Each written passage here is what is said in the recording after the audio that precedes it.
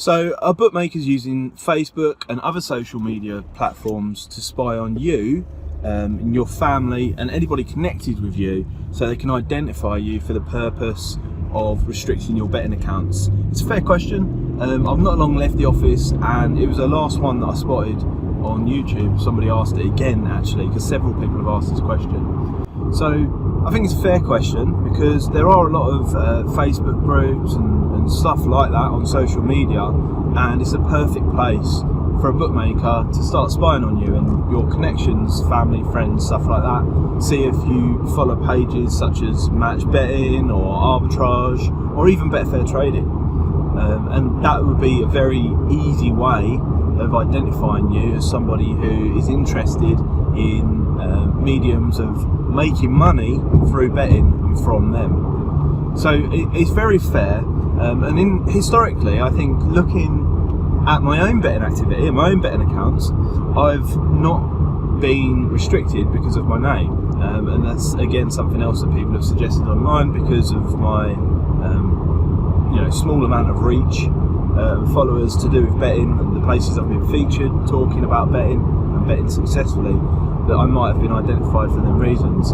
The only place that I have noticed that happen is with race bets. Now, I don't know who race bets really are. Well, I do know who they are now. They're a bookmaker, a relatively small bookmaker, but previously I didn't know who race bets were until I clicked on their handle on Twitter a little while back in somebody else's post, and found that I was already blocked.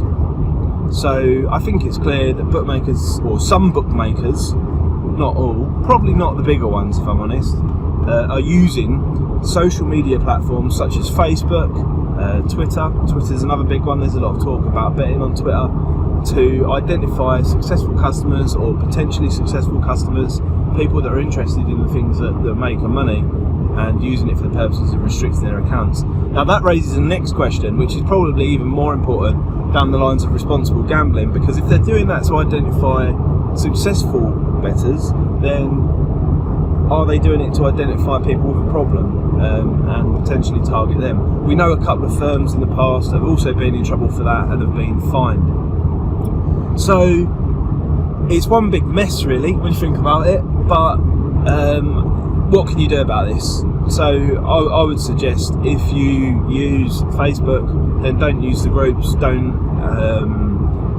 post or tag friends and people in potential opportunities. Send them a direct message instead. Don't be so public about it. And on Twitter it's full of fake accounts, get it all day long, but I can't believe I'm even going to suggest this, but if you're on something like Twitter, you might want to think about changing your handle name to something else other than your own name, like John Smith, or vice versa, because that is a very quick way for them to identify you early doors.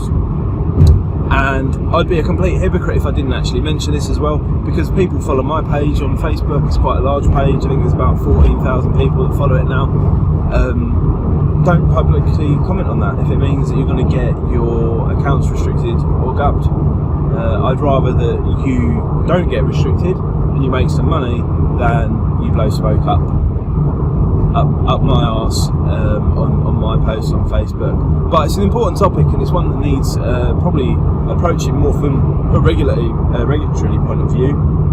The Gambling Commission have also recently blocked, or they said they're going to block in April, people from depositing into bookmakers' accounts with credit cards. I'm not really sure what that's going to do. Maybe they would be better spending their time on taking a look at how bookmakers actually behave in terms of account restriction of successful people and exacerbating problems for people that clearly have a problem, or being a bit slow to identify people that have a problem. So that's a quick answer to there've been a handful of comments about that recently.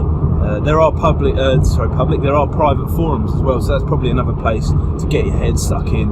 If you want to talk about your betting, find those private forums that aren't there identifying you under your real world credentials, linking you to your friends and family, your work, and all the things you do.